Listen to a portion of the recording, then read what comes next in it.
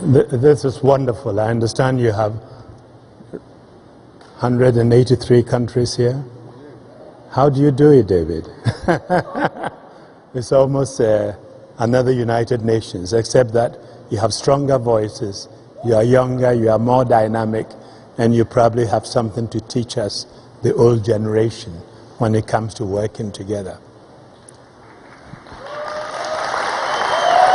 Good.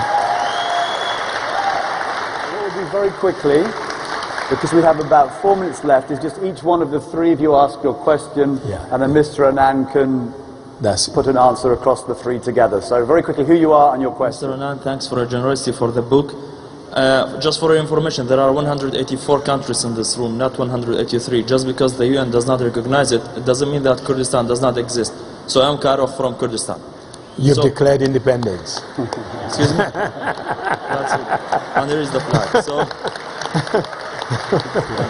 the question is, like you just have written a book about intervention. While intervening in a state, the UN or the international community, what's the priority for them? Is it human rights or it's the political balance of power in that area? Okay. Clear. Okay, next question very quickly, the back microphone.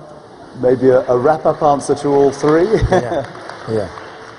Let me say that there are lots of things the UN can do,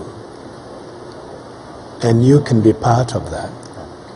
You, as individuals and as groups, can be part and organize yourself to put pressure on the politicians and move it higher up the political agenda and get them to understand that it is your future, it is a world you are going to inherit. You want your leaders to deal with it.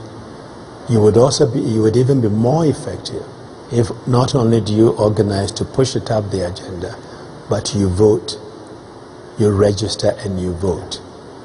And you are not apathetic at the time of elections.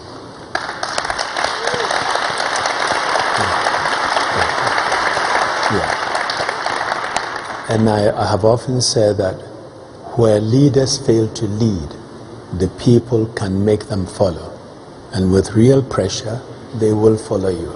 We had a very good example in India recently. I don't know, my Indian friends here may disagree.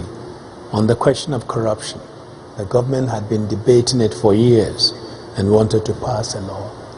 They wouldn't do it. They couldn't do it in parliament until one man, Anna Hazari, went on a hunger strike, and thousands followed him in the center of Delhi. The parliament had the courage to pass a law.